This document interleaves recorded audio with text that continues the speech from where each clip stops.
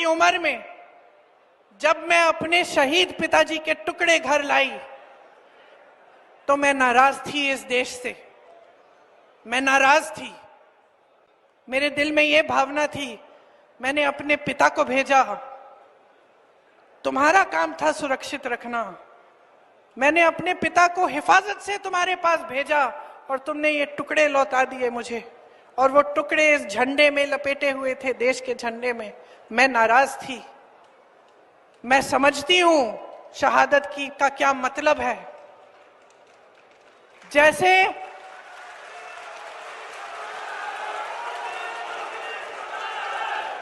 आज मैं 52 साल की हूं, आज मैं 52 साल की हूं, पहली बार मैंने ये चीज सार्वजनिक ऐसे मंच पे कही है।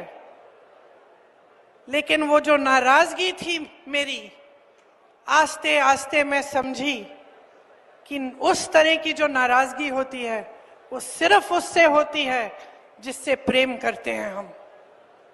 मेरे देश के लिए मेरे दिल में कितना प्रेम है, मैं कैसे समझाऊं।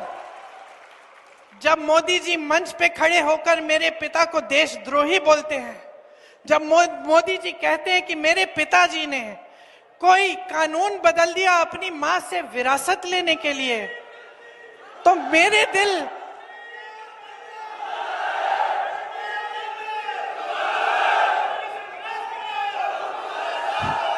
तो मोदी जी इस बात को समझ नहीं पाएंगे कि मेरे पिताजी को विरासत में धन दौलत नहीं मिली, मेरे पिताजी को विरासत में शहादत की भावना मिली।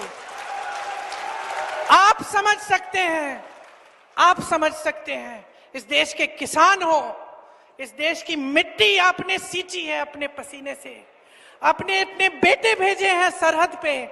जब आपके बेटे शहीद होते हैं इस देश के लिए, तो मैं जानती हूं कि आपके दिल में क्या भावना है, क्योंकि वही भावना मेरे दिल में है।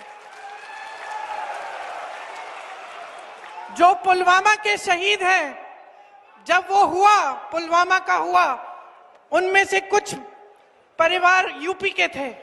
उस समय मैं यूपी में थी, मैं गई उनके घर, और ज्यादातर परिवारों में पता है क्या बताया उन्होंने मुझे?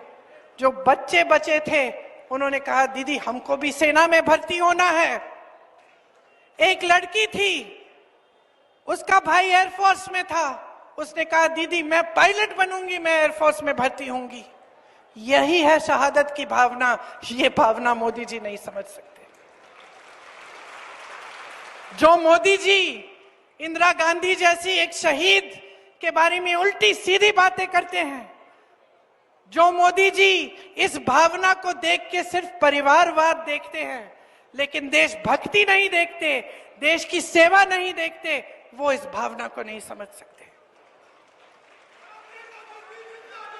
मैं आपको ये कहने आई हूं, मैं आपको ये कहने आई हूं कि हमें देशद्रोही कहें, हमें घर से निकाल दें। मेरे भाई को संसद से निकाल दिया, हम पे केस डाले। मेरे भाई पे इतने केस डाल दिए कि कभी इधर कभी उधर, कभी गुजरात में कभी बिहार में वो जाता है कचहरी, जाएगा, कुछ भी कर ले, मार डालें, लेकिन ये भावना हमारे दिल से कोई नहीं निकाल सकता।